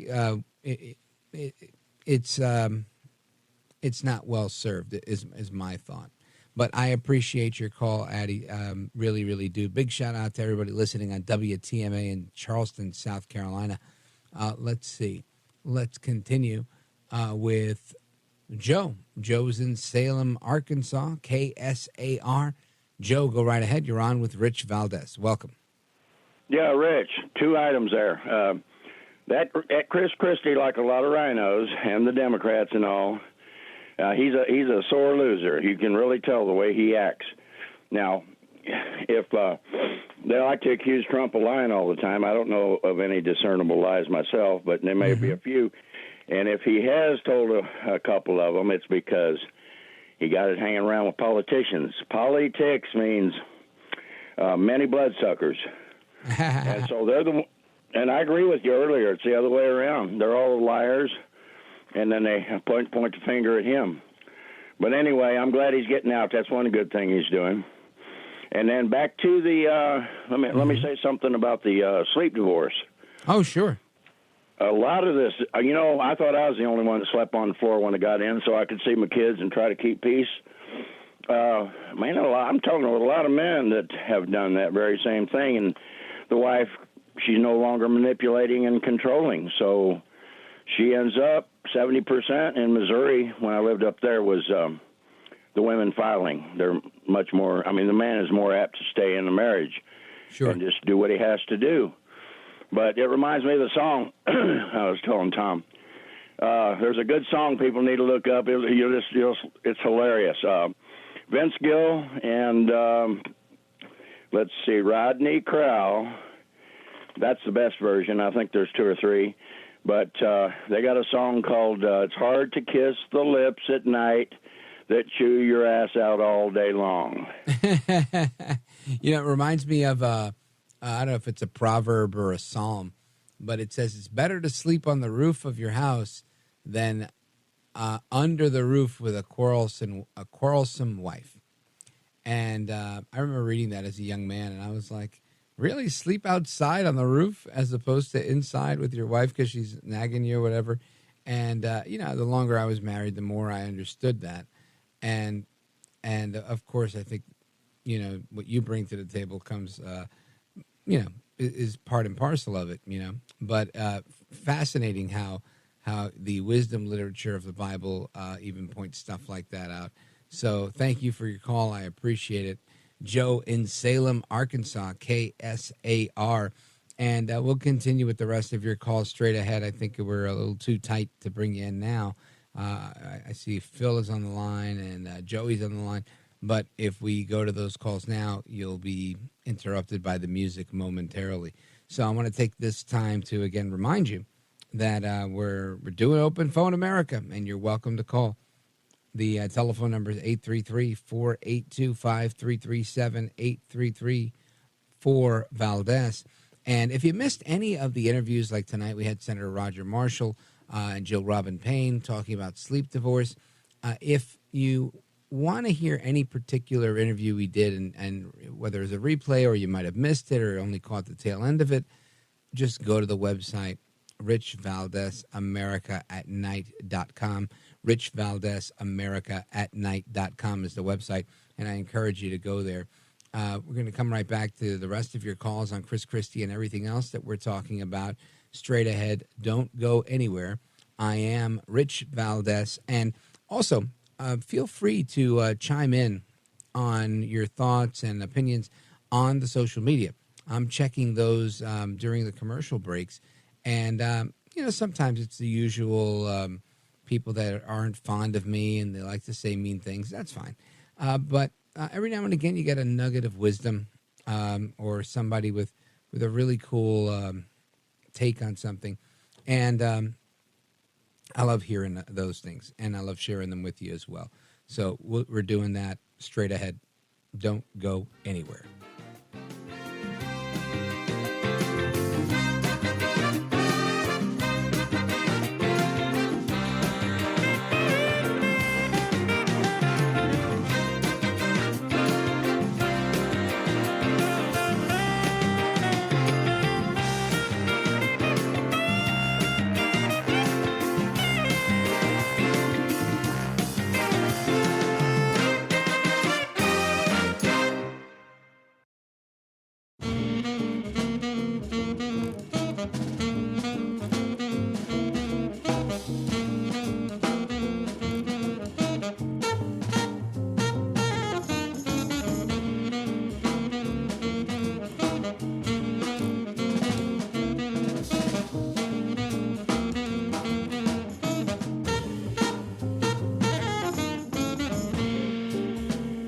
Thank you, Rich, and thank you for everything. I know you very well, and I listen, but I have a lot of people that listen, and they love your show, and I appreciate it very much. America at Night with Rich Valdez. Call now, 833-4-VALDEZ. That's 833-482-5337. 833-4-VALDEZ. That's Valdez with an S. All right, America, welcome back. We continue our discussion on the debates, on Governor Christie stepping away, on Hunter Biden showing up on Capitol Hill, and sleep divorce. I didn't even know what that was until today, but I'm interested in hearing your thoughts and stories on it because I'm sure there's a lot of people out there with some very, very good sleep divorce stories. I just didn't know it was a thing. Now that I do, I want to hear all about it. Anyway, let us continue our journey across the country. Let's go to Butte, Montana, KXTL, and check in with Phil. Phil, go right ahead. You're on with Rich Valdez. Welcome. Good evening, Rich. Great show, as usual. I just have a quick comment on this Christie situation. Bashing Trump. In my opinion, Donald Trump is a true patriot and loves this country. And you never hear it mentioned anymore, or I haven't for a long time. Donald Trump, when he was president, never even took any pay. he gave it to the veterans, while the rest of them are stealing it or taking bribes and such. Donald Trump gave his to the veterans and other charitable organizations. My hat's off to the man. I think he's great. And like I said before, I think he's a true patriot, loves this country. And I'm sure when he was president, he had many, many opportunities to take money from here or there if he so desired. What say you? Yeah, I think I'm with you on most of that stuff. I don't know anything about potential bribes and stuff like that, and that he may have turned down. But I think for the most part, the guy's rich and he's got some integrity. He's not there to steal. He was there to make things better. And I think you're right on all accounts here. We need to find out more and better information than we have, and I'm happy to hear that. But in the meantime, I know people are going to build the fanfare around the candidate of their choice, and that's great. And for me, that's Trump. I like Trump, and I'm happy to support him in that same regard, like you. And we will see if anybody else can rise to the challenge. I don't think really that's going to happen. I think we're seeing people starting to drop. I think we're going to see DeSantis and Haley in the next week or so, or once we get past the Iowa caucuses, I think we'll see it shape up a little more, and it may go on until the next round. It may go on into Super Tuesday, but I don't see it going beyond that with a ton of opposition. Those are my thoughts. Right. Yeah. All right. Very good. That's all I have, Rich. You have a good evening, and thank you for taking my call. It's my pleasure, Phil. Thank you for calling. I appreciate it. Nice to hear from you. Big shout out to Butte, Montana, KXTL. Let's continue. Let's go to the middle of the country. Let's check in with Joe. Joe's calling from Massillon, Ohio, WNIR. Joe, go right ahead. You're on with Rich Valdez. Welcome. Hi, Rich. Thanks for taking my call. Yes, sir. I'm just calling about the Chris Christie being on The View.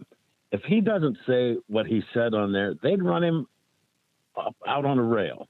Yeah. He has to say that around those women, or they would just beat him up. I think you're right. And I think it's he plays to the audience. He knows what to say to who, and he's good at it. I'm sure he's got very high approval ratings amongst Democrats, right? Because he's really good at putting that type of rhetoric together. But ultimately, that's not going to help him anywhere in the United States, right? Except for running on the issues that matter to Americans. And I think that's where he suffered a real disconnect. He wanted to just beat up on Trump, slow down Trump, not really position himself for success on what he believed. And I think that's ultimately what put him in the situation he's in. Well, that's all I wanted to say, because, you can't go on that show and stand up for Donald Trump or you'll just get crucified. Yeah, right. Well, of course. I mean, Joey Behar, these people absolutely hate Trump. So it makes sense to me that you would think, sure, they're not going to give you a fair chance. And I doubt that they do with anything, from the makeup you're putting on to everything else that they deal with on that show. That if you're for Trump, they're coming at you one way or another. At least that's how I see it. Joe, thank you for the call. Big shout out to everybody in Massillon, Ohio, WNIR. We continue with the rest of your calls and more straight ahead. Plus, there's a teacher that got hit with rape charges after having sex with a teenage student while using other students as lookouts, including the boy's dad, who was now busted for allowing their relationship. That's according to court documents. We'll talk about that and more on the other side. Don't go anywhere. This is America at Night with Rich Valdez. Call now, 833-4-VALDEZ. That's 833-482-5337. 833-4-VALDEZ. That's Valdez with an S.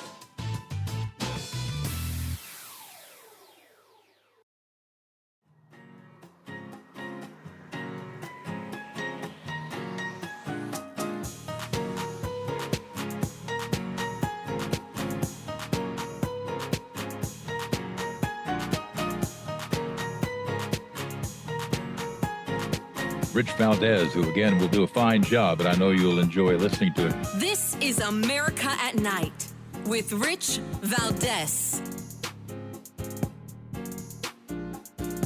Call now, 833-4-VALDEZ. That's 833-482-5337.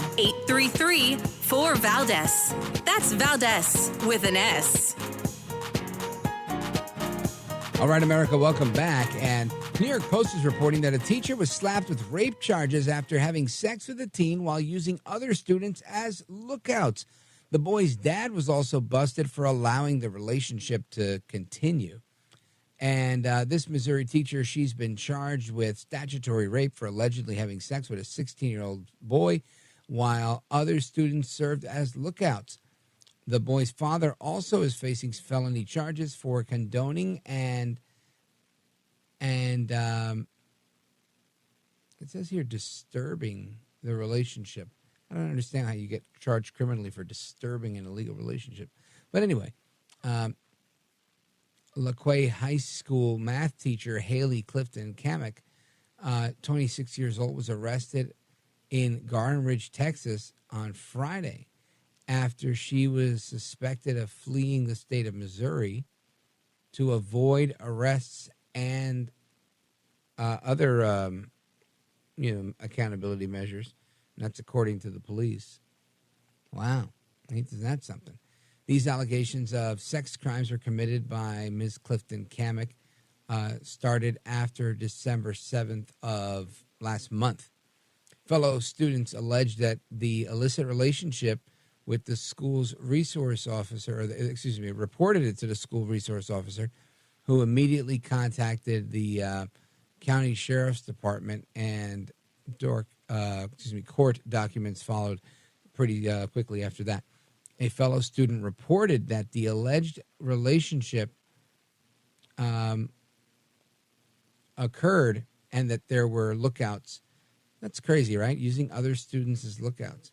The witness then met with law enforcement officials and showed photographs of his classmate with scratches on his back. Wow.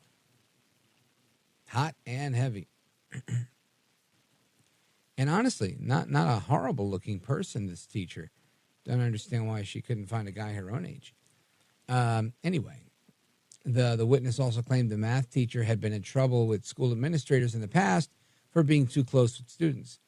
Ms. Clifton Kamek, recently divorced, is a mother of two and would often wear tight or low-cut shirts to show off her, quote, headlights, and tight leggings that showed off her other nether regions. According to court documents, the witness told investigators that the victim was divorced and trying to push through, and that Haley had wanted a divorce due to her husband only wanting to do certain types of acts in the bedroom. This is all according to the court documents. Detectives confronted the teacher on December 8th, and she denied having any sexual relationship with any student. Kind of like a Bill Clinton type of denial. So how's that for what's going on with this woman? But it turns out there was more to it, right? It was really out of control. That's a phenomenal story. That, you get in trouble for this stuff. And again, I'm not saying it shouldn't happen. I'm just saying it's just amazing to me that I don't remember anybody when I was 16 that was, hooking up with the teacher. I don't remember that at all. And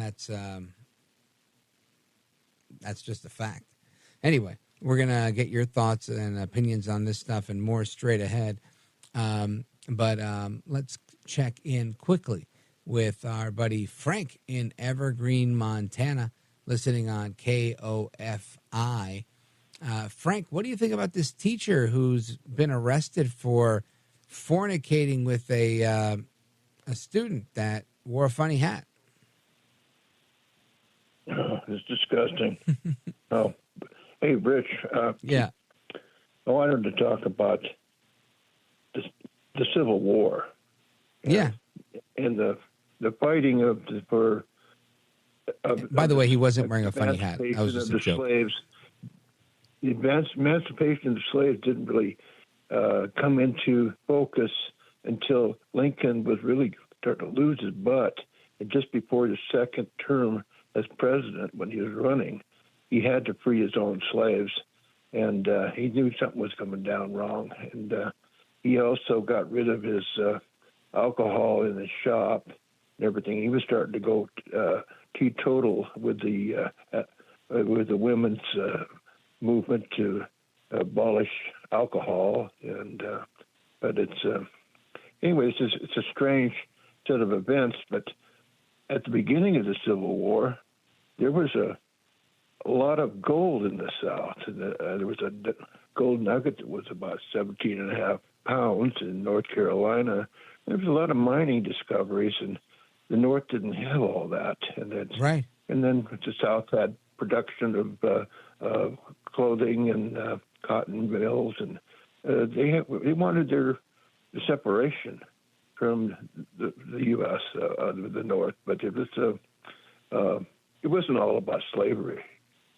Yeah, I've heard so many theories of that, and I think ultimately everything has many dimensions to it, right? There's always a lot of levels and layers to things, and there's the big reasons, and then there's the little reasons, and sometimes the little reasons support you in making decisions for the big reasons or the big decisions, and that's what it comes down to, right?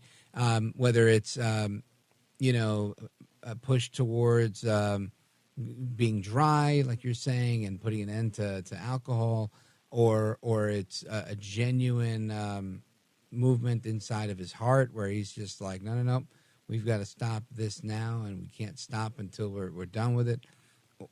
I don't have the answers to all of that, but I do know that there are different types of motivations. And it's oftentimes why when people come on this show, I ask them, what was the impetus behind that? And it's because I'm curious to know, what was it, hardship? What was it that fueled and motivated people to make the decisions that they're making? And I think that helps us to understand the context of the story as well. So we'll see. I don't know much about everything you described, but I could easily listen to everything you've got to say for an extended period of time, because you tell a good story and you really know your stuff. So thank you very much, Frank, in Evergreen, Montana on KOFI. I appreciate it. Thank you. You bet. Folks, we're coming right back with the rest of your calls and more. We got calls from California and other places hanging on the line. Don't go anywhere. This is America at Night with Rich Valdez. Call now, 833-4-VALDEZ. That's 833-482-5337. 833-4-VALDEZ. That's Valdez with an S.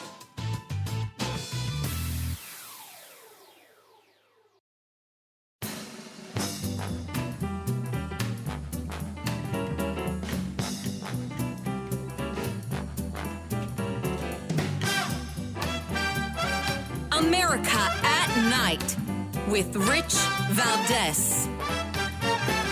All right, America, welcome back. It's Open Phone America. You guys get to call in with your thoughts and comments and opinions on all of the hottest stories of the evening. And, of course, if you disagree, we move you right to the front of the line. I want to go to our buddy David, calling us from San Francisco, listening on KVTA. David, go right ahead. You're on with Rich Valdez. Welcome. All right, Rich. I've called in the past and talked about how the government shutdown is sabotage. And I don't know if you noticed, the GOP or the MAGA types are claiming that they don't want to do a budget, that the House of Representatives should not put together a budget until the border problem is resolved, right? Well, it turns out those people are lying saboteurs, as far as I'm concerned. U.S. Rep. Troy Nehls of Texas disclosed that the Republicans have no intention of solving the border problem because they want to make Biden look bad. And so later this month, the government's going to shut down. And so when you start talking about shutting down American government, you're talking about weights and measures. If you're going to go to the gas station, do you think you're going to really get a gallon of gas? Do you think they might short you? Do you think the EPA is going to be laid off, and then all of a sudden the polluters are going to be dumping in your back 40? Do you think any number of different aspects of American life are going to be ripped apart?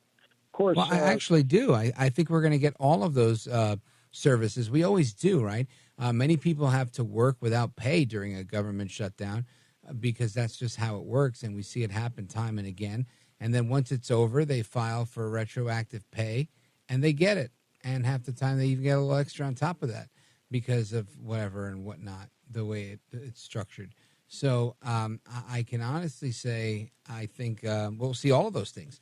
I think you might see some national parks closed, things of that nature that they typically do for the non-essential, essential stuff.